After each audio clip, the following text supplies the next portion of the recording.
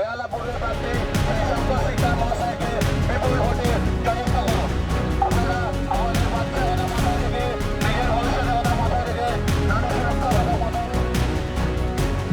শেষ মুহূর্তের প্রচারে প্রার্থীরা ঝড় তুলেছে। সকাল হতেই মানুষের দুয়ারে পৌঁছে যাচ্ছেন বেহালা পূর্ব বিধানসভা কেন্দ্রের বিজেপি প্রার্থী শঙ্কর শিকদার। সোমবার সকাল হতেই তিনি হেঁটে বাড়ি বাড়ি গিয়ে ভোট প্রচার করলেন। প্রচারের পাশাপাশি তিনি এলাকার সাধারণ মানুষের সঙ্গে সরাসরি জনসংযোগ সারেন এবং তাদের সমস্যার কথা শোনেন। 142 নম্বর ওয়ার্ডকে তৃণমূল কংগ্রেসের শক্ত ঘাঁটি হিসেবে ধরা হলেও সোমবার শঙ্কর শিকদারের প্রচারে সাধারণ মানুষের স্বতঃস্ফূর্ত সাড়া লক্ষ্য করা যায়। অনেকেই তাকে শুভেচ্ছা ও সমর্থন জানান, যা রাজনৈতিক মহলে যথেষ্ট তাৎপর্যপূর্ণ বলে মনে করা হচ্ছে। এই প্রচারকে ঘিরে বিজেপি কর্মী সমর্থকদের উপস্থিতি ছিল চোখে পড়ার মতো। দলীয় পতাকা ও স্লোগানে মুখরিত হয়ে ওঠে গোটা এলাকা, ফলে নির্বাচনী আবহ আরও জোরদার হয়। প্রথম বক্তব্য হচ্ছে, শক্ত ঘাঁটি বলে কিছু হয় না।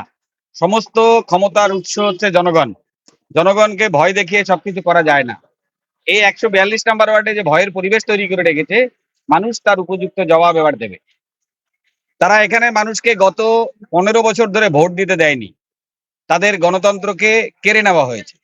তাদের ভোটার কার্ড কেড়ে নিয়েছে, তাদের আধার কার্ড কেড়ে নিয়েছে যাতে তারা ভোট না দিতে পারে।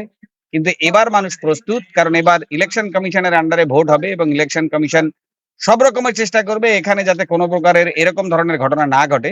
তাই 142-এ এবার আমরা জিতছি, এটা নিশ্চিত। মানুষ সেটা বলে দিচ্ছে। জল নেই, রাস্তাঘাট নেই, ড্রেন সিস্টেম নেই, আর কি চাই? এই তিনটে তো বেসিক জিনিস একজন মানুষকে এরকম একটা কর্পোরেশনের আন্ডারে থাকার জন্য।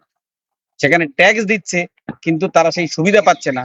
এখানে কয়েকশো বাড়ি দেখলাম আমি, যে বাড়িগুলো তাদের নিজেদের জমি রয়েছে, তাদের বাড়ির উপরে ছাদ নেই, পাকা বাড়ি নেই। কেন নেই?